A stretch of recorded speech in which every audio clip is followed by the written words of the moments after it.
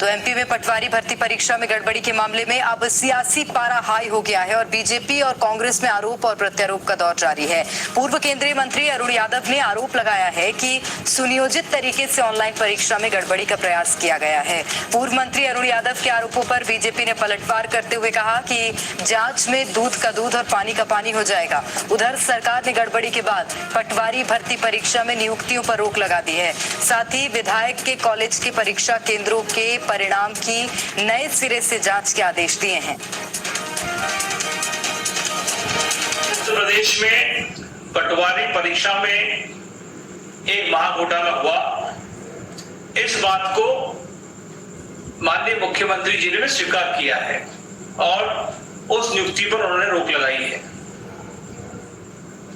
मेरी माननीय मुख्यमंत्री से मांग है कि इस पूरे मामले की सीबीआई से आप जांच कराइए, क्योंकि ये मध्य प्रदेश के लाखों नौजवानों के भविष्य का सवाल है और मध्य प्रदेश की जनता को भी जानने का पूरा हक है कि कौन लोग इस महाघोटाले में लिप्त हैं।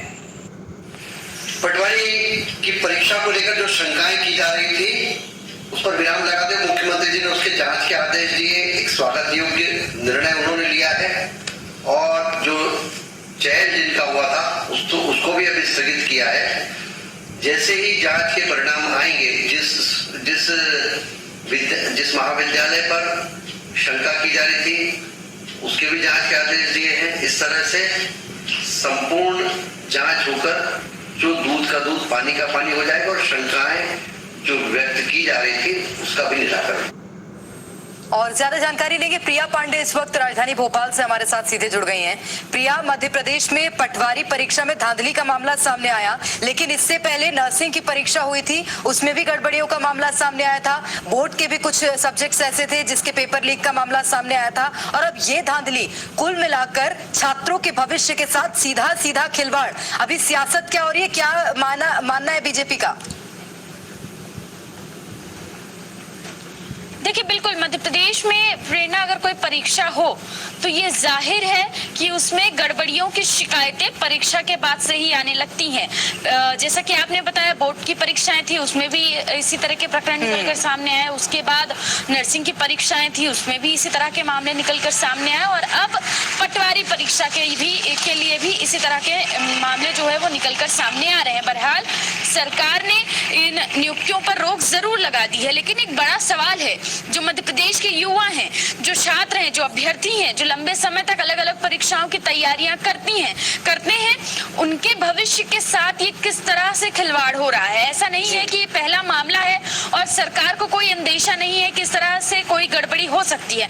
अंदेशा भी है, इसके बावजूद क्यों सतर्कता नहीं बरती जा रही है। हर परीक्षा में अगर इसी तरह से मामला निकलकर सामने आ रहा है तो ये कहना गलत नहीं होगा कि कहीं ना कहीं सरकारी तंत्र कमजोर है, सही समय पर जानकारियां नहीं मिल पाती, गड़बड़ियां हो जाती हैं, लगातार शिकायतें होती हैं और उसके बाद कहीं जाकर जो प्रशासन है वो जागता है और नाम मात्र के लिए कार्रवाई कर दी जाती है। बहरहाल अब इस पूरे मुद्दे पर सियासत शुरू हो गई है और कांग्रेस लगातार पटवारी परीक्षा में हुई धांधली की बात करता रहा है। अब इसको मुद्दा बनाने की भी कोशिश की जा रही है।